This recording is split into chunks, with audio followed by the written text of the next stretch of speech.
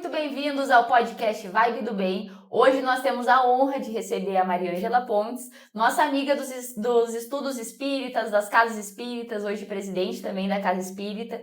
E eu já quero iniciar te perguntando como a espiritualidade entrou na tua vida. Em primeiro lugar, uma alegria grande estar aqui com esses jovens. Eu estou tão feliz por estar em meio de jovens. Para mim são uns bebês, né? Cada ano que passa a gente fica mais jovem. Então, a doutrina espírita, eu sempre acreditei que existia algo maior do que aquilo que a gente enxerga, né? Sempre acreditei que existe vida depois dessa passagem, mas eu fui postergando, né, essa tomada de informação.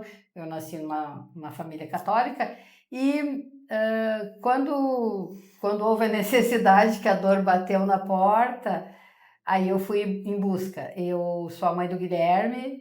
O Guilherme hoje está com 32 anos, ele é cachoeirense, né? Estava fazendo agronomia em Santa Maria e estava na Boate Kiss. Então, há 13 anos atrás, ele não saiu com vida física da boate, juntamente com os amigos, com a namorada, com a Stephanie.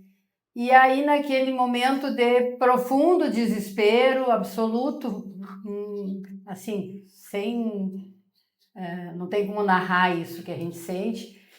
Já no outro dia, umas amigas passaram lá em casa e falaram: vamos na casa espírita? Eu falei, vamos, porque eu já tinha ido algumas vezes, mas nunca, assim como eu já tinha lido sobre outras crenças, eu já tinha lido um pouquinho sobre o budismo, um pouquinho sobre o Alcorão, mas tudo muito superficial, assim, né?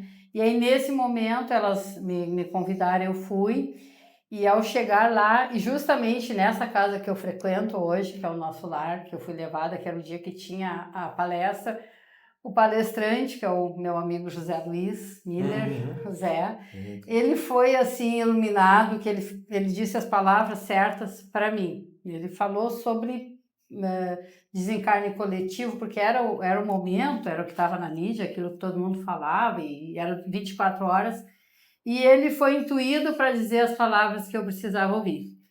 E aí começou a primeira virada de chave, um dia depois do enterro do Guilherme. Então, o acidente foi no domingo, segunda foi o enterro e na terça eu estava na casa espírita. Foi tudo muito rápido para mim. E aí eu já comecei a buscar e ler, estudar. Eu li muito, tudo que me indicava eu lia, né? Me foi passado muita literatura. E eu também acolhia todas que batiam a minha porta de outras crenças. Eu sempre gosto de frisar isso, porque eu acho importante, né? Porque várias pessoas de crenças de longe mandavam cartas. Eu achava lindo, e acho lindo até hoje aquelas cartas cheias de salmos, cheias de passagens bíblicas. Lá do interior do Nordeste, se dá o trabalho de mandar, né? A carta à mão ainda naquela época. Mas foi na doutrina espírita, né, quando eu comecei a estudar e começou a fazer sentido. Começou assim, mas é um processo lento, né? Um dia depois do outro, não é uma coisa assim. Então vamos lá, vamos estudando, buscando, e foi indo, assim, são 13 anos de busca, na verdade. Porque a gente sempre diz, né, que a graça que tu recebe da doutrina, ela é um conta-gotas, é todo dia um pouquinho. Sim. Não é aquela coisa que às vezes as pessoas acham que tu vai procurar a casa e tu já vai receber todas as tuas respostas e todo o teu consolo. Não. É uma persistência, um dia a dia, né? Dia a dia. Exatamente. É um pouquinho de melhora que tu vai tendo a cada ida, né? Essa é uma fala que eu costumo fazer com as pessoas que me procuram, que a gente tem, inclusive, já vou falar agora, antecipar. Nós temos lá no nosso lar um grupo de apoio a pessoas enlutadas, que é hoje a última quinta-feira do mês. Acontece todas as últimas quintas-feiras do mês. E esse grupo, então, as pessoas que têm partidas de filhos, de pai, de mãe, de esposo e chega muito lá, e foi algo que me surpreendeu. A gente fala, é um dia de cada vez. Não é uma caminhada retilínea, tem subidas e tem descidas, tem subidas e tem descidas. A gente vai encontrando divisores de água ao longo dessa caminhada, e vai construindo. E muita persistência, que nem a gente falou. Esses tempos, Persistência é uma das É palavras-chave. importante. esses tempos eu li na internet que o luto, ele é igual um glitter. Quando pega na tua roupa de início, ele tem glitter por toda parte. Tu só vê aquilo, só vê o teu processo de luto. Quando vai passando o tempo, ele vai diminuindo. Mas tu abre uma gaveta, tu encontra um glitter, um brilhinho, alguma coisa, aquilo te traz uma saudade, te traz uma lembrança. Vai passar alguns anos, tu vai encontrar em algum cantinho ali aquele glitter. É uma forma que eles usaram de falar que o luto nunca vai acabar 100%. Não. Mas aquele processo de afogamento do luto do início, que parece que vai consumir, ele vai diminuindo. E esse luto vai virando saudade, vai virando uma lembrança amorosa, vai lembrando um carinho, vai virando um carinho. Eu achei muito interessante a forma como eles colocaram esse processo. Não sei se tu concorda. Eu concordo. E eu digo também para as pessoas, e não existe receita, né, sobre isso. Cada um vai trabalhar o seu luto ou a sua dor, independendo da circunstância que seja, de uma maneira, né? Então, eu não posso dizer, comigo aconteceu assim. Eu tive um processo de uma imersão muito grande, muito rápida. Mas, assim, uma imersão profunda mesmo, de leitura, de busca. Eu ia segunda, terça, quarta, quinta não tinha nenhuma casa que tivesse palestra, e sexta. E às vezes eu ia sábado, eu ia todos os dias, eu rodava a cachoeira buscando informação. Por vários meses. Então eu ia, né? Quinta-feira era um dia muito ruim, porque não tinha. Aí já fazia falta aquele momento. Eu me sentia órfã naquele momento, né? Então, esse processo do luto, ele é uma caminhada, ele é um processo assim que pede muita persistência e não acontece de imediato, mas com o tempo ele vai, né, amenizando. Mas aí eu sempre friso, o tempo é um aliado, mas o tempo bem utilizado. Sim. O tempo pelo tempo, ele pode levar para lugares sombrios, ele pode levar para tristeza, para depressão, enfim. Então é o tempo associado a um trabalho de busca, de melhoramento, de caridade, de vários fatores que vão te ajudar a tu passar aquela fase. E isso eu vejo, assim, relatos de muitas pessoas que estão passando por isso, né?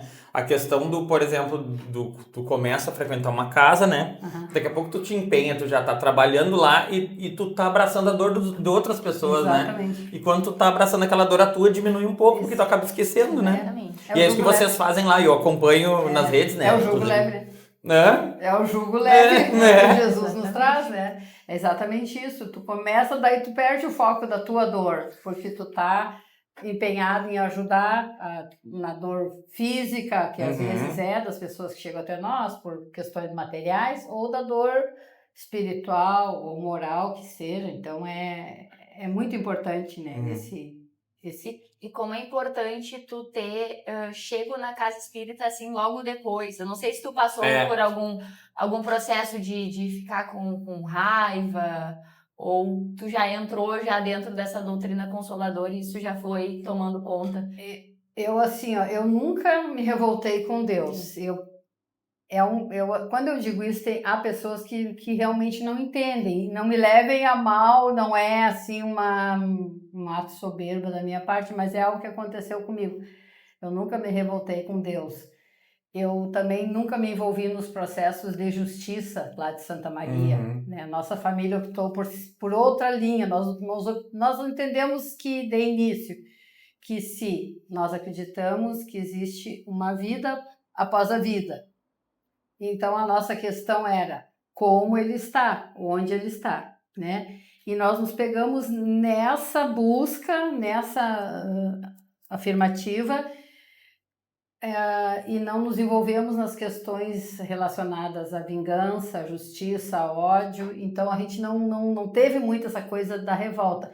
Sim, houve momentos, sim, que é inevitável. Eu lembro assim de eu ir para o banheiro chorar sozinha, porque eu não queria que a minha família visse, porque todos estavam destruídos, e eu batia na parede, assim, eu socava a parede, né, para extravasar. Mas não aquela coisa assim, com Deus eu nunca coloquei a culpa em Deus. né? Houve momentos em que o contexto da história, assim, né? Mas eu acho que eu não sei se foi eu depois de um certo tempo eu conversando com uma amiga e ela falou em maturidade espiritual. E aí eu disse, é isso então que acontece, porque eu percebi que eu tinha algo já em mim, uma vivência anterior que eu não sabia, que estava adormecida, então eu já tinha esses ensinamentos, porque as coisas falavam assim, aquela oração de Santo Agostinho, quando começaram a ler para mim, eu entendia, eu nunca tinha visto e aquilo fazia sentido, ou seja, eu já tinha passado por isso, só que eu não sabia, eu tinha esquecido essa parte, né? E eu comecei a entender esse processo, assim, mas... É uma prova de fé muito grande, né? Porque tu ter fé nos momentos em que muitas pessoas teriam revolta é uma prova muito grande de fé e confiança em Deus.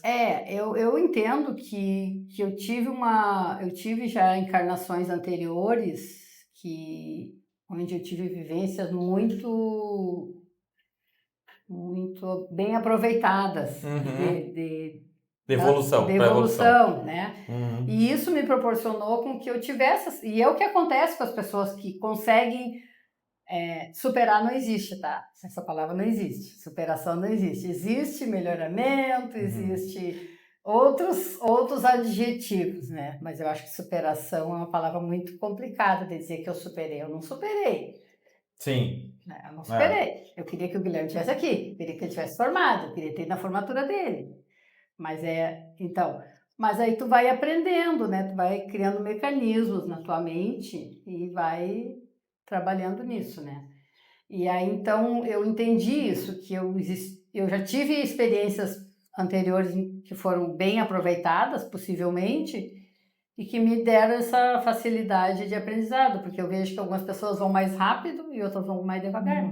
E tá tudo bem, cada um no seu tempo, né? Tava latente ali esse conhecimento todo. Exatamente. E eu conheço pessoas que são muito mais rápidas que eu.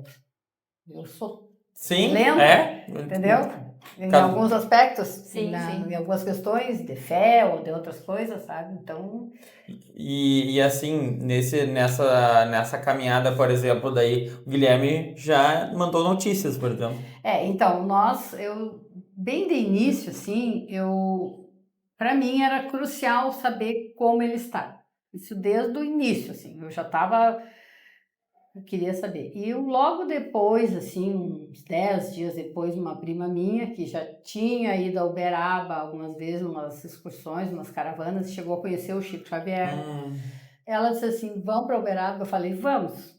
E aí eu nos juntamos com outras famílias, não só desse evento, mas daqui de Cachoeira, acidente de carro, outras coisas, e nós fomos para Uberaba. E aí lá, então, vieram as primeiras notícias escritas, né, do Guilherme. Mas eu, antes disso, tinha tido já informações deles por intermédio não por psicografia, mas por psicofonia, né? E as primeiras informações foram por psicofonia e foram um divisor de águas para nós. Porque foi maravilhoso, assim. Mas também teve muita coisa que não foi boa, porque a nossa busca era muito grande. Então, nem sempre a gente acerta. Às vezes a gente vai em locais que são sérios e bons, e outros que até não é que não sejam sérios, mas às vezes a pessoa não está preparada, ou por chegar um fato, alguém ali que está na mídia, como nós estávamos, isso traz um peso muito grande, né? É diferente, assim, é a mídia, não adianta estar na tua cabeça, é 24 horas, aquele monte de jovem, aquele monte de coisa. E aí eu vejo até hoje que as pessoas se impactam muito comigo. Tem gente que dizia assim para mim, até hoje, assim, eu não consigo olhar para ti. Eu teve um momento que eu já estava me culpando, sabe? As pessoas não sabem como reagir. Não sabem como reagir, então... É complicado, assim, né? Mas, então, essa busca nossa, ela foi muito intensa, né? Muito intensa. A gente foi a Porto Alegre, nós fomos a Uberaba e aqui em Cachoeira a gente teve também algumas buscas e aí foram vindo, né? As mensagens foram vindo e a gente foi ressignificando a vida a partir disso daí. O Guilherme ajudou bastante, sabe? Ele é muito falante, ele queria falar, ele queria se comunicar conosco, um menino que sempre teve um muito bom relacionamento com a família, a gente não teve problema nenhum com ele, então isso facilitou muito essa conexão, né? Nós não tínhamos... Porque assim, eu gosto muito de falar, porque a gente tem falado muito em psicografia, né? Acho que desde a entrevista do programa com o Nilton, a gente tem falado sobre isso. E mostrar justamente que cada um tem seu tempo para tudo, né? Porque as pessoas têm um conceito de psicografia, não pode ser rápido. Vocês demoraram bastante daí, esse tempo? Nós tivemos a nossa primeira mensagem escrita no início de junho, né? Então foi janeiro, né? Foi fevereiro, março, abril, maio, 4 meses depois. Foi rápido então. Mas antes eu já tinha tido as psicofonias, né? Sim. Foi antes as psicofonias? Foram antes, inclusive pelo Divaldo Franco, né? Que legal. Então ele teve em Cachoeira aqui e aí foi muito interessante. Isso assim, mesmo, ele teve aqui. Foi 2 meses depois.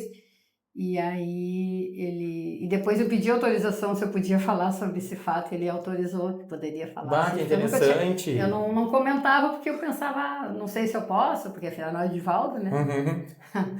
Mas e ele disse, não, tá autorizado a falar, foi o Guilherme que falou, não fui eu. Então a gente estava lá no Rio Branco, entrando, lembra que ele estava sentado no hall ali, autografando os livros e a fila se formava na entrada do clube e tinha uma banquinha de livros aqui. Eu fui lá, comprei o livro e fui lá, comprei o livro simplesmente, não fui pegar, não fui pegar autógrafo, tinha muita gente, né? Aí eu sentei lá, né? Daí uma amiga disse assim, tu não pegou o autógrafo dele? Eu falei, não. Aí ela falou, mas tu tem que pegar, porque ele vai dar notícia do Guilherme, vai dar notícia do Guilherme. Eu falei, não, como é que ele vai dar? A tua amiga falou. Falou, ela é médium, né? Essa pava, né? E aí ela disse, ele vai falar, tipo, como é que ele vai falar? Tem aquele monte de gente, ele vai pegar e vai falar pra mim, imagina? Nunca. E quantos não estão em volta dele querendo falar, né? E daí né? Daí ela me atucanou tanto que eu falei, eu vou lá e compro outro livro então. Daí eu fui lá e comprei o livro para entrar na fila, né? E quando eu fui entrar na fila, para ir lá no fim da fila, alguém da equipe dele, que não era daqui, me puxou pela mão e disse, vem aqui, me colocou na frente dele. Foi muito intenso. E daí a minha irmã estava junto e ele falou assim, parabéns! E o rosto dele brilhou assim, sabe? Brilhou, e eu fiquei, ai meu Deus. E eu não entendi parabéns. Como assim parabéns, né? Olha, e daí ele disse, ele está liberto agora. Ele está liberto. E ele está bem, ele está com a avó, e ele começou a falar. E ele disse, parabéns, era um menino de muita luz. E eu, meu Deus, e eu quase desmaiei, né? Olha, e várias pessoas na fila vendo aquilo e sabendo quem eu era, já prontas para me agarrar, que eu ia desmaiar. Mas eu não sei, foi a espiritualidade que me segurou, né? Porque foi uma coisa completamente... Essa foi a prova mais verdadeira que eu tenho da mensagem espontânea. Que loucura. Foi impressionante. Tu vê que com tudo que a gente vê, estudo ainda me surpreende com a espiritualidade.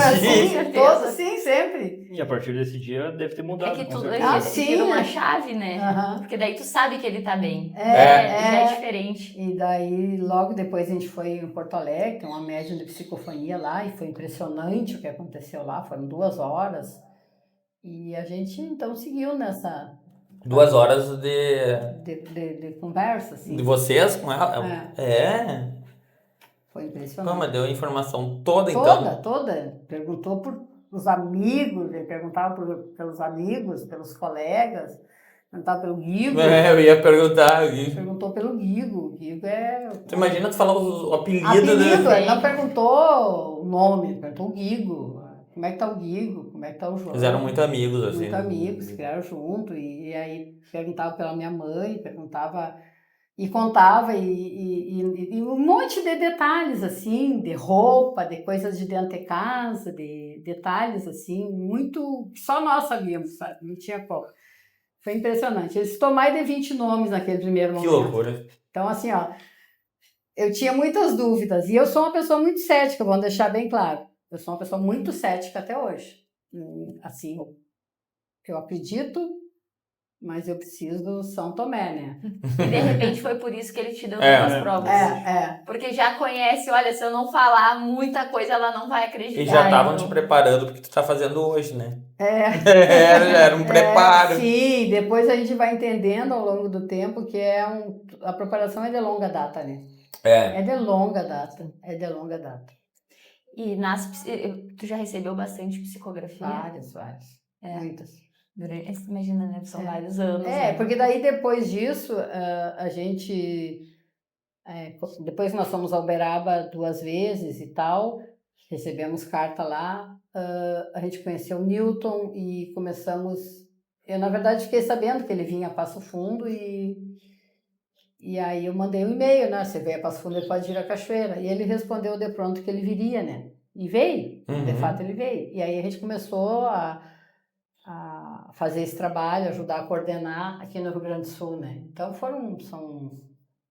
são 11 anos na estrada, né? Vocês ajudam a coordenar nas outras cidades também? Sim. Ah, não sabia. Então, são 11 anos viajando por muitas cidades, pelo Uruguai. Eu já tive oportunidade de falar na Itália, né, sobre esse assunto, legal, uma das idas num centro espírita lá. Então, bastante coisa, né? E aí, claro que isso aí vem vindo, né? As mensagens vêm. Sim. A gente não pede mais há muito tempo, não há necessidade de forma alguma, porque já sabemos da condição dele. E quando ele quer se comunicar, de uma maneira ou de outra, ele acha um jeito, sabe? É impressionante, assim, ele consegue dar o jeito dele. Porque isso aí é uma coisa que a gente vê também, né? Não é uma carta que tu vai receber que tu vai tirar o lugar de outra pessoa, na verdade, né? Porque às vezes as pessoas dizem, mas tu já recebeu tantas cartas. Não, mas tu não vai tirar o teu lugar, não é porque tu não, às vezes a pessoa não recebeu porque aquele filho, coisa não tá pronto ainda, né? Normalmente não necessariamente não está pronto, eu sempre digo, eu entendo pela experiência que eu tenho acompanhando esse trabalho, que às vezes ele está tão bem que ele consegue ceder o lugar dele para o outro que está em uma situação que mais tá precisando mais, né? E é muito nobre quando acontece isso. Tem razão. Não, mas, né, então, eu acho que isso fica até mais acalentador explicar isso para a família, né? Então, às vezes tem situações que realmente o espírito está ainda numa condição, porque é lógico que no início nós, ao desencarnarmos, nós vamos passar por um processo de perturbação, é inevitável. Confusão mental, né? Por pouco tempo, ou por mais tempo, depende da situação, mas a gente sabe que sim, e há casos complicadíssimos, né? A gente sabe disso, não podemos falar muito, citar nomes e tudo, mas enfim. Mas a gente sabe que não necessariamente porque alguém, por exemplo, cometeu delitos graves, assassinou alguém, ou tráfico, etc., essa pessoa não vai poder se comunicar dele logo. Pode, e é comum. Sim. Por quê? Porque a família está tão desesperada que os mentores, a espiritualidade vai lá e organiza para ele vir ali trazer uma palavra, nem seja dizer pai, mãe, me perdoem, eu sei que eu errei. Sim. Claro. Né? Então é bem comum. Porque vocês já viram isso, sim, né? sim, Tem bastante no trabalho. Não, porque assim, o que as pessoas, na maioria das vezes, têm que entender é que não é uma exatidão de acontecimentos lá no mundo espiritual. Pode variar de todas as formas, né? Sim. Eu entendo, assim, pelo convívio com os médiuns e com os trabalhadores que a gente já tem. Eu participo de grupo mediúnico hoje também. Eu digo que é uma televisão mal sintonizada. Aquelas TVs antigas, preto e branco, ou pode ser colorida, depende, mas que ficava chiando ali o barulho, né? O ruído e tudo. Então, não é uma coisa exata, não é como nós estamos nos vendo como, né, na câmera, não. Ainda não estamos nesse mundo, nesse processo. Né? Alguns conseguem, alguns médios raros conseguem, né? Mas nós ainda, a maioria de nós não. Temos muita caminhada ainda, né? Muito assim. Exatamente. Em que momento tu percebeu, assim, ó, que a tua dor poderia se transformar em um trabalho por outras pessoas que também estivessem passando por aquilo? Eu acredito que sempre precisar em que momento, assim, né? Mas à medida que eu fui tendo as primeiras informações, eu acho que levou, sei lá, um ano, talvez, um ano e pouco, que eu já estava mais acalmada. O primeiro ano é sempre muito dolorido, porque vem as primeiras datas e tudo. Eu acredito que ali eu comecei a ver, puxa, se eu recebi e me fez bem, eu tenho que compartilhar. E aí foi que nós nos juntamos, um grupo de pais, né, e fizemos um livro. Até eu ia trazer o livro para vocês hoje, mas acabei esquecendo, mas depois eu trago. Se chama Nossa Nova Caminhada. E esse livro, então, é um livrinho, assim, não tem nenhuma pretensão. A gente fez para nós, para as famílias, 7 famílias, né? Só que daí caiu na mídia. Mas isso é muito Eu legal. li, é um livro muito emocionante. E aí esse livro, ele começou assim, a gente tinha feito 1000 exemplares para 7 famílias, 7 cidades. E os 1000 primeiro, o lançamento primeiro foi aqui em Cachoeira, se eu tivesse 2000 tinha saído no primeiro dia, né? E aí só ligava para a gráfica produz mais, e foi... E aí a gente começou a entender ali que aquilo ali era a nossa maneira de ajudar outras pessoas, que era compartilhar a nossa história, né? Para que outros vissem que se a gente estava caindo, levantando, mas estava indo em frente, que todos podem. Sim. Isso é fato, né? Todo mundo pode. Só que, né, tem processo, né? E nessas tuas caminhadas, assim, porque imagina, tu tem muita vivência nesses 13 anos. Tu já pensou em escrever uma obra, assim, com as tuas experiências? Já pensei várias vezes. Já me foi cobrado, já me foi Porque pedido. seria muito interessante. É uma história de vida, assim, um exemplo, né? Que ajudaria muita gente. Já foi cobrado de várias pessoas, já foi pedido. Eu não sei porquê, e daí isso aí, né? Ainda já tive com esboço pronto, tem algumas coisas já desenhadas, mas não sei, falta um... Vai chegar a hora certa. Não é o momento, quando chegar né? a hora certa, tu avisa a gente que a gente já vai querer 4 exemplares. Tá bom. Mas a espiritualidade sabe da hora certa das coisas, com certeza. Assim como, que nem digo assim, na hora, eu sou uma pessoa que eu não tento insistir muito, eu gosto muito de falar da doutrina, mas eu não sou daquela pessoa que diz assim, vamos pegar na mão, porque eu sei que vai chegar a hora certa de cada um, assim como chegou a nossa, né? Sim, exatamente. Até para te frequentar a casa espírita vai ter sua hora. Exatamente, que nem eu. Eu toda a minha vida eu sabia que existia algo maior, as pessoas me diziam, por que tu não frequenta? Por que tu não busca? Não necessariamente a casa espírita, mas a espiritualidade, né? Sim. E aí a minha vida era confortável, tinha tudo organizado dentro de uma família normal, com as suas dificuldades e tal, mas enfim. Aí eu pensava, nossa, eu vou me meter nisso, olha, mais isso ainda para eu me me envolver, né? Eu não gosto de fazer as coisas pela metade, então fui postergando. Quando eu estava com 50 anos foi que aconteceu. Então, eu sempre digo, gente, eu perdi 50 anos. Ou não, né? Eu adquiri maturidade nesse meio tempo, era o tempo que eu precisava, não sei. As coisas são... Daí demorou esse tempo, mas depois que entrou também, sim. milhões de atividades, né?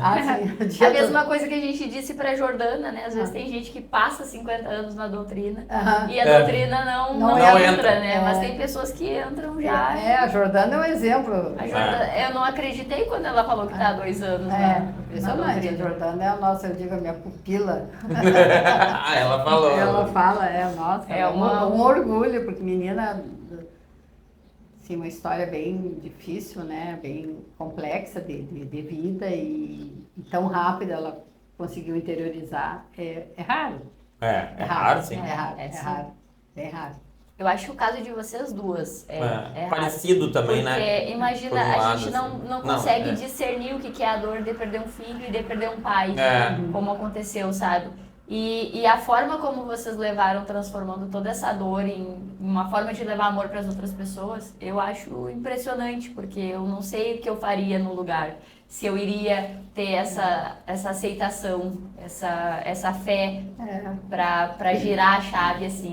Isso aí ninguém sabe, só quando acontece. Exatamente. Eu jamais imaginava que eu iria passar por isso e que eu teria condições. Ninguém imagina, ninguém está preparado. Porque assim, a gente tem aquela máxima assim, a gente só tem uma, certo? Tu tá preparado para desencarnar agora? Olha, eu queria mais um prazinho. É todo mundo, é a regra, é da nossa essência, é a centelha divina que está em nós, né? De continuação. E então a gente não se prepara para isso, a gente não está preparado e não está preparado também para entregar aqueles que estão ao nosso lado. Por mais que às vezes a gente esteja vendo, que estejam doentes. Meu pai ficou 18 anos com Alzheimer, 9 anos na cama. E quando ele se foi em 2020, na pandemia. Nossa, num momento ali foi libertador, porque ele precisava se libertar daquele corpo que estava muito judiado. A prisão, né? Mas a gente estava se preparando há 18 anos para isso. E se perguntar hoje para nós, para minhas irmãs, a gente não estava preparado, de fato. Até hoje eu não estou. Porque a falta que ele faz, a saudade que nós temos é absurda. E a gente teve 18 anos de preparação, então é algo assim que é muito intenso, né? Sim. A Jordana também nos falou sobre uma viagem que ela fez também, que vocês fazem de ônibus. Eu não sei se foi tu que idealizou essa... Então, foi essa que começou lá em 2013, né? Logo depois essa começou nessa... começou depois da partida dos jovens lá. E a gente vai todos os anos a Uberaba. A gente só não foi em 2020, na pandemia, e eu acho que em 2021 também não. Depois, quando liberou, a gente já começou a ir novamente. E ela começou essa excursão com as famílias enlutadas do pessoal da Kiss, a maioria era, não? Nós éramos 3 ou 4 daqui só. Era nós, Adriana, a Rose, eu acho que 3. 3 no primeiro momento e depois outros casos. E aí depois foram entrando pessoas, né? E nós vamos esse ano em julho novamente. A gente vai sempre em julho, no inverno. Que lá é mais ameno. Esse pessoal da última quinta do mês deve estar nesse junto, né? Muitos já foram, exatamente. Muitos. E essas famílias que vocês têm contato, assim, elas também a doutrina também entrou na vida delas, assim? Ou a doutrina não digo, mas a espiritualidade, assim, para seguir em frente, ou essas famílias... Tu diz daqui? Olha, as que eu tenho contato estão todas seguindo em frente com apaziguadas, né? Na medida do possível. Mas eu não tenho contato com todas, né? Eu nunca tive contato, porque eu nunca me envolvi. Sim, é muita gente, porque é um grupo muito grande, eram 242 jovens, e houve aqueles que partiram, então, se pegaram na questão só de justiça, e não é errado, porque há necessidade da justiça terrena, sim, né? Sim. Só que nós optamos por não nos envolver. Então, eu não sei qual é a condição deles hoje. Sinceramente, eu não sei, até porque eu nunca vou a Santa Maria, né? Não me envolvo, não sei. Mas eu sei que há pessoas, e volta e meia, às vezes ainda acontece, aparecer algum jovem nas mediúnicas aí, né? Pedindo prece pela família, até hoje. É o entendimento, né? Um processo de cada um. O tempo, né?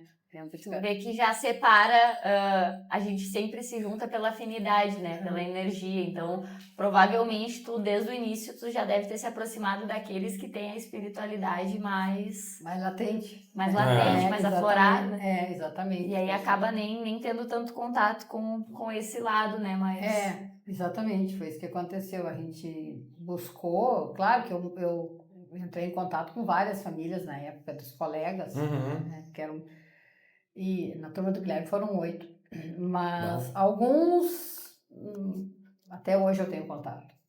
Embora não participe da doutrina espírita, mas e outros nunca mais, nem sei. Né? E tu recebeu, por acaso, alguma mensagem dele, assim, te dizendo que tu poderia utilizar essa tua dor para ajudar outras pessoas, para iniciar algum projeto? Sim. Esse livro mesmo, quando a gente estava fazendo o esboço do livro, não tinha nada divulgado, só nós sabíamos. Daí veio, né, uma das mensagens: o livro vai ser muito bom, vai ajudar muita gente. Bah, que incentivo, hein? Foi. Bem, tá louco. Muitas coisas ele foi falado, até hoje ele fala, né? Mas eu lembro que essa frase veio assim no meio de uma... Nossa, só nós sabíamos, né? Só o grupo, o pequeno grupo ali. Não tinha nada divulgado. E aí, agora entrando na questão assim da casa lá mesmo, né? Aí ali, então, são 12 anos de trabalho na casa. Que eu estou na casa 13. Ah, 13. já começou a trabalhar logo em seguida, então. Não. Teve Sim, comecei logo. Servia água no início. Era só o que eu conseguia, né? E derrubava a água. Sim, porque... Dava um banho nas pessoas, mas tava ali ajudando. Eu tava tão assim... com tanta dor, assim, daí eles me colocaram a entregar a aguinha na porta lá, e eu pensei, meu Deus, olha só, isso é legal. Eu lembro que o primeiro trabalho que me deram, a função, foi servir água nos copinhos, aqueles de cafezinho, né, na porta lá e tal. E eu pensei, olha a humildade da pessoa. Eu sou uma pessoa que, eu não tenho problema de falar em público, eu sei fazer várias coisas, né? E me botaram a servir água aqui, né? Tá. Lá no terceiro, quarto copinho, pá! Eu peguei na água, daí eu falei, entendi, serve água. Se tivessem botado a exposição, não ia derrubar nada. Não, ia ser um fiasco, né? Não tinha condição. Não preparo, né? Não, aí eu entendi, eu digo, não, meu negócio agora é faxinar. A gente viu isso no nosso lar, né? O André Luiz Aham, lá, quando exatamente. ele foi colocado pra varrer lá, ele não tava, poxa, eu sou um médico. Me colocaram nessa função, e aí realmente isso é aprendizado. Quebra todo e qualquer orgulho, né? Mas é mágico, né? A espiritualidade, ela é perfeita, ela não deixa dúvidas. Só a gente tem que parar e começar a observar as nuances. Assim. Às vezes a gente não quer ouvir o que eles nos mostram. Sim. Não é confortável, mas eles estão ali, estão sempre ali, né? E eu me lembro quando eu voltei pra casa espírita, que eu fiquei um bom tempo afastado, eu retornei agora, já faz um tempo que eu tô com medo de entrar na sala de paz. O que eu vou escutar?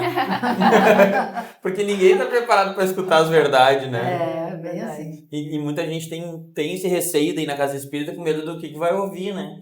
Sabe que sendo que aquilo ali é um auxílio, né? Eu tenho um familiar também que perdeu o pai. E aí a gente foi quando o Newton veio em Cachoeira, a gente levou ele. E ele disse assim, eu não sei se eu vou botar meu nome. Porque eu tenho medo do pai me mandar uma mensagem. Puxar minha orelha. Aí eu disse, é um perigo, né? Cada um sabe das suas. Da espiritualidade Da espiritualidade a gente não esconde nada, né? Então, Nossa, pode acontecer, se puxar na orelha a gente merece, às vezes. Merece e é algo, com certeza vai ser para nós evoluir, né? Não é nada que vá para nos humilhar ou para qualquer outro tipo de coisa. É justamente para nos auxiliar na nossa evolução, né? Exatamente. Tu não te preocupa que tu não precisa nem esperar a espiritualidade puxar a tua orelha, a gente puxa. Eu tenho além da espiritualidade, ainda tenho aqui uns carrasquinhos que ficam... Mas é bom. Nós temos lá também. A gente tem que estar sempre se puxando, né? Quando um fala, por que tu não foi hoje? A gente tá... Isso é legal, né? Porque lá é um ambiente que todo mundo quer o bem de todo mundo, né? Sim. Principalmente quem tá ali no envolvimento e tal, né? E é muito bom quando a gente tem um grupo, assim, que nem vocês têm, né? Onde consegue chegar e falar, olha, Rogério, não tá bom. Tem intimidade. Né? Tu pode melhorar tal coisa, sem milindres. Isso é muito bom, né? É muito bom. Porque nós não temos... Você não fica pra melhorar, só pra atingir o bem, né? Sempre tá querendo fazer o bem. Eu acho que... Eu já frequentei outras casas espíritas, sabe? E a gente vinha falando antes de começar aqui, que como eu me senti tão acolhida, porque lá a gente tem esse grupo de jovens, que a gente tá sempre junto, a gente conversa, então a gente tem um olhar diferente de muitas outras casas que eu frequentei, que eu tinha medo de me posicionar errado, tinha medo de falar alguma besteira, e agora não, sabe? Falo bastante, que nem diz a Rô uma vez me disse que quando ela vai fazer exposição, ela disse, se eu for falar alguma besteira, tira minha voz. Eu disse, eu não posso falar isso ainda. Eu ainda não alcancei esse grau todo de elevação. mas o fato da gente poder falar a mesma língua, É. todos, eu acho que para mim é muito importante. E é isso que a gente tenta trazer os jovens para cá junto com a gente, sabe? Exatamente. Porque para nós foi tão importante na nossa vida que eu acho que a gente precisa Sim, levar isso para o maior número de pessoas. com certeza. E aproveitando essa tua fala, né? Façam o que a Lu está falando, né? Não façam como eu, que levei 50 anos, né? Podia ter já me preparado melhor, ter estudado, ter entendido, né? Teria sido mais fácil. Porque aquela história, hoje é mais fácil para mim entregar quando meu pai partiu mesmo, eu sabia para onde ele ia, né? Embora eu não enxergue, não tenha mediunidade, mas pela conduta dele durante toda a vida, por tudo que ele fez, eu sei para onde ele foi. Por quê? Porque eu estudei, não é... Não Te precisa dá um ser médium, conforto um pouco, não né? precisa ser médium, é uma questão de lógica, né? Com certeza. O Newton tem uma frase que eu gosto muito, que ele diz, quando chegam perguntam assim, eu queria saber como é que tá o meu ente querido, né? Daí ele pergunta, ele era bom? Ele era falabão, né? Que ele é do interior de São Paulo. Ele era bom? Então ele tá bem. Ele era mais ou Isso aí menos. resume tudo, né? Ele era mais ou menos, então ele tá mais ou menos. Agora, se ele não era muito bom, daí complica, né? Vamos torcer que pelo tempo já tenha se ajeitado, mas às vezes demora, né? Vai ter a benção, vai ser socorrido, vai ter a oportunidade de se recuperar, todos temos, né? Mas quem tá, então, não estou dizendo com isso que a gente esteja melhor, mas a gente está buscando. Pelo menos a gente já tem uma noção de como é que vão ser as coisas Deu do um outro lado. passinho. Estamos engatinhando, mas estamos indo pra frente, A né? gente não vai se assustar, né? Quando Sim. chegar do outro lado, tanto assim. Que nem as pessoas se assustam quando chegam na casa espírita, né? Chegam imaginando que vão ver. Vão ver fantasma assim fantasma. voando. Aí, chateados, não é nada do que eu imaginava, ninguém exato. falou comigo. Mas só fizeram uma exposição, me deram um passe e disseram, seja bem-vindo à casa espírita. Essa casa Né? exato. Mas talvez tu sempre foi espírita, tu só não sabia. Porque Só. o verdadeiro espírita é aquele que se tenta domar as suas más tendências. Então, talvez tu sempre foi espírita, tu só não tava.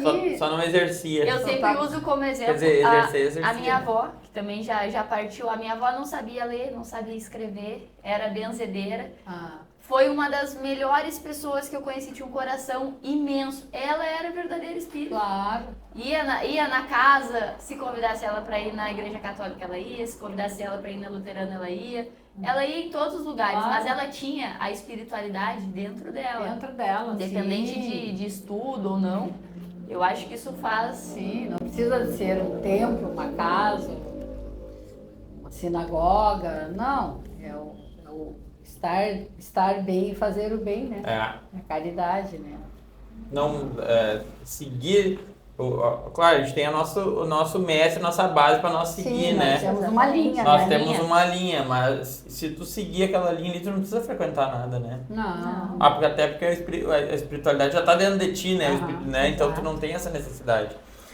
Mas ali na casa vocês têm sessões públicas, são nas terças, né? Nas terças. Terça-feira nós temos as palestras aí.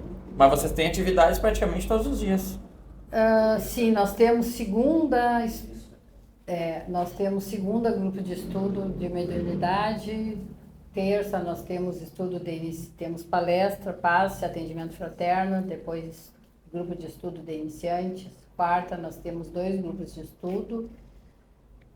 E na sexta temos um outro grupo que é online. Que legal. O Evangelho Rede Vivo. E nas quintas nós temos... uma quinta a gente tem a parte assistencial, que entrega cesta básica, roupa, material escolar. E na última é esse grupo de enlutados. Né? E agora já estamos pensando em colocar mais alguma coisa lá. Tá faltando, tem pouca atividade. Tem, né? Então... Mas na verdade sempre falta gente, né? Falta mão de obra. Falta mão de obra. isso aí. Mas vocês fazem muitas atividades assim também para... Eu acompanhei muito vocês nas questões, por exemplo, quando teve o pessoal das enchentes, né? Vocês fizeram um trabalho muito bonito. A gente tem um grupo Café da manhã, né? Sim. Nós temos um grupo muito forte nesse lado aí. É só... Tem um grupo lá, posta ali, Rapidinho já está montado, já está à escala, já consegue o que é necessário, alimento, enfim. É bem bom. Esse nosso grupo é bem... A gente foi para Mussum, nós fomos para Roca Salles. Vocês foram! Depois na enchente grande, a gente trabalhou muito também ali no Rio Jacuí, né? No abrigo. Eu acompanhava pela internet, pelas redes sociais. Isso, e depois agora essa última do ano passado, também ali na Santo Antônio no abrigo, né? Daí foi assumido o café da manhã. Que bacana. Qualquer uma ação. Isso aí não tem que pague, né? Não tem. E é tão fácil de fazer, as pessoas não têm noção como é fácil de conseguir a parte material. Sim. As pessoas doam muito, né? As pessoas querem doar. Elas te pedem, eu quero ajudar. Ainda mais quando tem uma calamidade, alguma coisa assim, Natal, essas coisas. Claro que tem que ter alguém que organize, assim. Às vezes o que falta é esse grupo para puxando o pessoal. E como a gente vê, assim, no caso de calamidade também, claro que é horrível, tem o lado ruim, mas como serve também para despertar o que tem de bom nas pessoas. Claro. Para todo mundo se ajudar, tu vê que todo mundo tem aquela vontade de eu quero ajudar, não sei como. Então, normalmente a gente tende a ter um olhar pessimista sobre a vida e sobre as coisas, né? Sobre as pessoas, principalmente. E sobre as pessoas também. Mas como a gente vê que tem muita gente boa. Tem muita gente com um coração bom, tem muita gente com amor no coração. E talvez isso às vezes não é falado. A gente fala muito dos problemas que a gente tem, o problema do nosso país, o problema da nossa cidade. E a gente esquece de agradecer aquelas pessoas que a gente tem, aqueles grupos bacanas que a gente tem, que fazem esse trabalho como vocês fazem. Que essa é a verdadeira caridade, né? Sim, não tu dá o que sobra, né? Claro, também né? Mas tu dá aquilo que tá te faltando porque o outro é mais tem... meritório. É o óvulo da viúva. Né? Exatamente. E daí se a gente vai parar, eu gosto de ver que a gente vai conversando e tu vai pensando, tudo que a gente vai falando tá tudo ali no Evangelho, né? Tá. Todas as falas estão linkadas ali, né? Tudo. Que nem foi falar, não lembro quando agora. Não sei quem que falou, se foi a Ruth, a Claire. Falou, se tu tá com alguma dúvida, sempre que eu tinha dúvida, eu abri o Evangelho e sempre respondido. Aplique o Evangelho com força. Aplique o Evangelho com vigor. Com certeza. Esse é o nosso momento do Evangelho. A gente sempre fala, mas se tu não faz o Evangelho em casa ainda, começa a fazer o Evangelho. Importante. Todo podcast a gente fala sobre isso. Importante. E é muito importante. Não só fazer o Evangelho no lar, mas quando tá em dúvida do que fazer, como agir, abre ali o Evangelho, que a gente tem um manual. Tem um manual de vida ali. E normalmente teu problema que tu tá enfrentando, se tu abrir o Evangelho, vai estar ali onde tu abrir, né? E normalmente tu abre o Evangelho e tem um problema pior que o teu. Tem. É interessante que às vezes tu abre, cai lá, sei lá, a caridade. Aí daí tu vai fazer outro estudo, a caridade. A caridade, daí, olha, eu tô precisando exercitar, paciência cai bastante, né? Sempre. Paciência sempre, né? Uma vez lá em casa aconteceu isso, a gente fazia o Evangelho no lar, ficou uns 3 meses, assim, a mesma mensagem. Bem-aventurados os mansos e pacíficos. Eu disse, meu Deus! Aí na outra semana saiu, desistimos, não tá adiantando nada. Não adiantou. 3 meses. Eu comprei já o Evangelho, aquele espiral, para não ficar marcado, né? Daí eu faço assim e não adianta ele cair. Ele cai. Aí eu pensava, isso aqui tá marcado. Já tá marcado, mas cara. Eu nem sou tão má assim pra ver cair sempre essa, mas é certinho, é o que a gente precisa.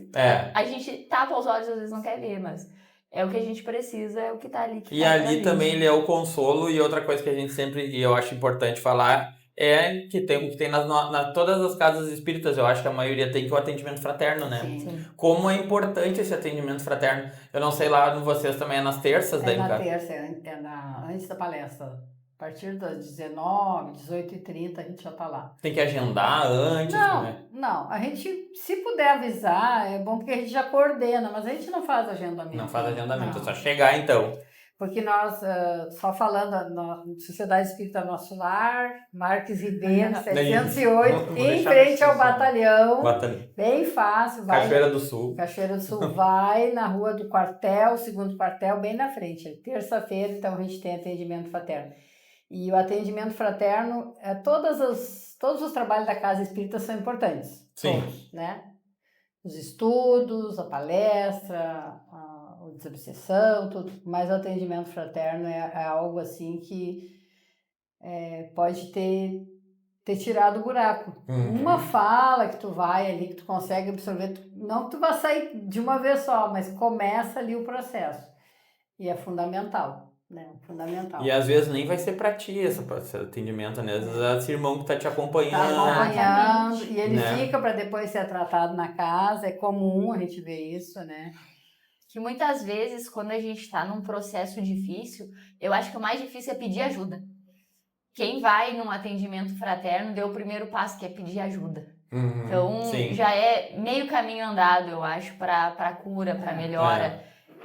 Desabafar, né? Desabafar, exatamente. colocar para fora aquilo que tá, às vezes, te deixando aflito. Eu sempre digo que tem muitas coisas que deixam a gente mal, que depois que a gente fala em voz alta, a gente vê que não é tão grande.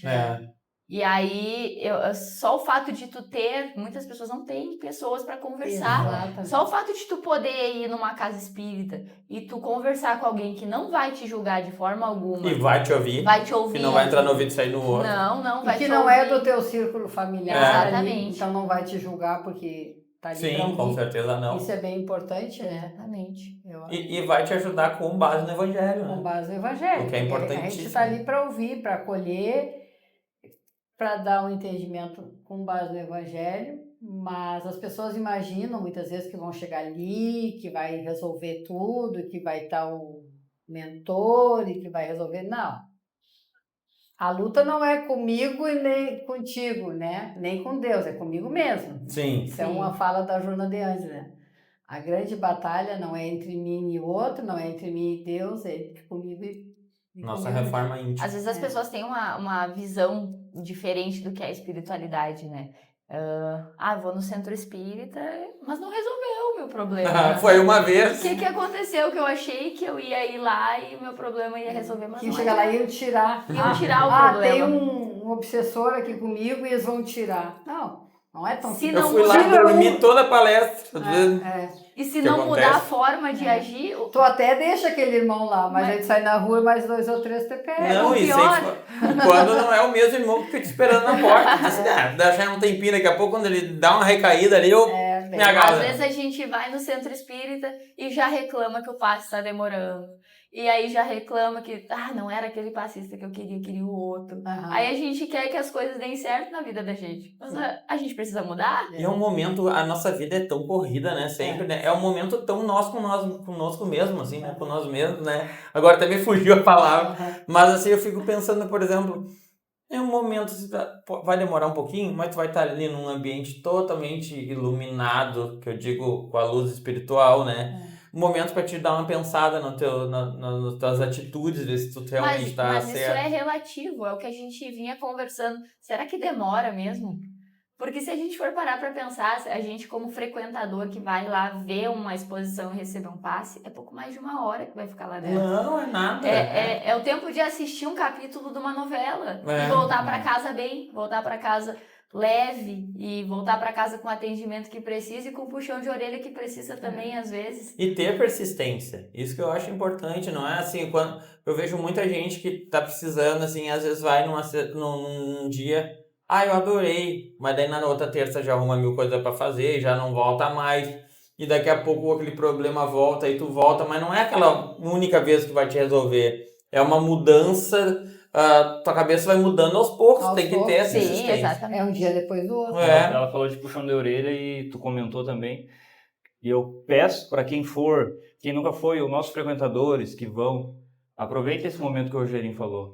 Às vezes, por vezes, acontece o pessoal ficar no celular no início, ali antes da palestra. Então, realmente aproveita essa 1 hora, 1h30, senta, se acalme-se, se harmonize. Que eu acho que é isso que vai fazer a diferença. Vai fazer toda a diferença a longo prazo e a curto prazo também. Então, porque o passe tu já tá recebendo desde a chegada, claro, né? Com certeza. A espiritualidade da casa já tá contigo essa ali. calmaria, realmente pegar esse momento, porque que nem o Rogério falou, a vida é corrida, a gente não tem tempo pra nada, então pegar isso pra mim, na minha experiência, foi o que me fez melhor, que me fez em tão pouco tempo, eu acredito que me mudar bastante. Mas com certeza. É uma horinha de descanso, né? Muitas vezes. Não adianta a gente, às vezes a gente vai e fica pensando, o que eu vou fazer de janta? Às vezes, Não, tá na hora do passe pensando. às vezes vai né? só pelo passe também e às vezes acaba não prestando atenção na palestra. né? E às vezes aquela palestra é importante. Normalmente é pra ti aquela palestra. Ou pensa que não é pra ti. Pá, fulano tinha que estar aqui pra isso aí. O fulano, coitado, nem... A pessoa tá ali, só pra ela tá pensando no outro. Exatamente. Sabes que nós implantamos lá, isso já faz um tempo, já faz algum tempo. Lá no nosso lar nós temos a entrega de cesta básica para famílias, uma quinta-feira. São famílias cadastradas. Famílias cadastradas, né? A gente faz visitas, enfim.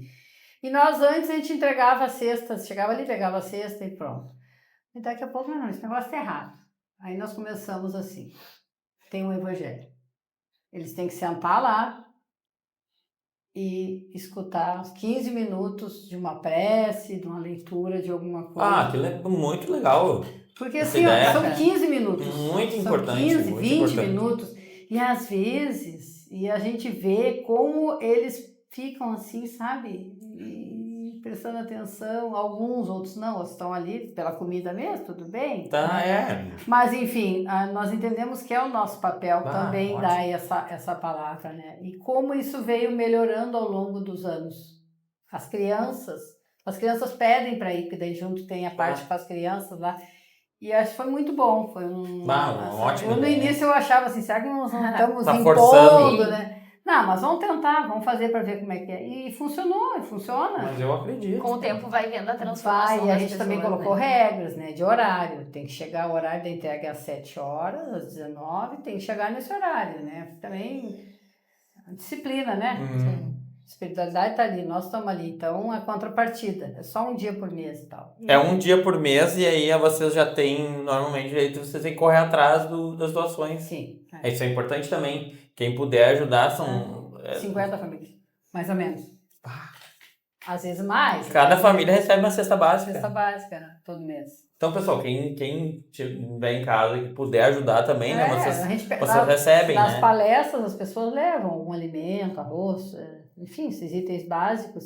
E hoje em dia muitas pessoas fazem uma transferência, né? Porque a história aí da... E vocês já tem uma equipe que daí vocês vão montando essas cestas?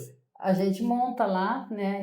Ou então, como a gente recebe valores, daí nós compramos pronta, né? Facilita bastante. Vê que é um trabalho de caridade total, né? Porque Agora nós estamos trabalhando, vamos lá aproveitar. Material escolar, né? Começa as aulas, não sei quando é que vai ao ar, né? Mas a gente já está arrecadando lápis, caderno, essas coisas para as crianças, que são uns 40, por aí, que vão ser assistidas com mochila. Pode ser usada, tem uma mochila boa lá, a gente lava e repassa. E vocês recebem quais os horários que pode ser doado, se alguém puder, né? Aí, assim, à noite, né? Nas terças e quartas-feiras que nós temos estudo. Só que o estudo agora, nesse momento, tá parado. Tá de férias também. Então, nas terças-feiras, ou entra em contato conosco pelas redes sociais, que a gente combina horário. Pode chamar a gente também, pode chamar a casa lá. Sim, isso aí a gente repassa também para casa. A gente se organiza, né? E nós temos Insta e Face. Então, nosso quem tiver lar, contato né? conosco também, quiser que a gente entregue, a gente entrega, a gente que tem mais contato. Sim. Mas o importante é quem tiver interesse, quiser ajudar. Principalmente esses materiais escolares que agora, né, tem tanta necessidade. Mochila, a gente recebe muita mochila usada em excelente qualidade, que as jovens trocam, as pessoas querem trocar, né? Todo ano, né? E a gente, nossa, é uma alegria, né? Mochila boa, de marca legal. Tu imagina que alegria para essas crianças, né? Sim. Receber um materialzinho, tudo, assim. Tudo bonitinho, né? A gente compra. Eu acho que o nosso tempo tá acabando. É isso aí. Não, e assim, ó, como a gente já tá chegando perto do nosso tempo ali, eu queria ver contigo se tu gostaria de deixar uma mensagem para todas as pessoas que estão naquele processo inicial que tu já teve, ou para todas as pessoas que estão assistindo a gente, que passaram por alguma dor, por alguma perda. Bom, eu digo que todos nós vamos passar por dificuldades em algum momento da vida. Nesse mundo que nós vivemos ainda estamos, né, no mundo de provas, expiações, e todos nós vamos passar, todos nós vamos entregar pessoas que amamos e nós vamos partir um dia. Então, o que a gente pode fazer quanto a isso? Buscar informação. Acho que a melhor mensagem que eu posso falar do que eu passei, do que eu fiz. Eu busquei informação. Eu comecei a estudar, comecei a ler e a ouvir, né? A ouvir pessoas sérias e vídeos, e hoje tem tanto material aí. E foi assim que eu me reergui. E minha família, as pessoas que estão ao meu redor e várias pessoas que vieram na sequência, nessa caminhada, foi através da busca de informação. Porque se eu ficar sentada chorando, eu não vou a lugar nenhum. Então, eu acho que assim, se me é permitido, assim, né? Com certeza. Procurem informação, busquem um grupo de estudos, ou peguem livros para ler, tem tanta coisa maravilhosa, né? Sim. Tem coisas incríveis. E assim, com certeza, a gente vai melhorando, vai entendendo e vai processando, né, tudo isso, né? A gente vai entender o capítulo 5 do Evangelho, que é o meu preferido. Bem-aventurados os aflitos, porque serão consolados. Perfeito. Muito obrigada. Ah, que agradeço. E muito obrigada para ti que também ficou até o final com a gente.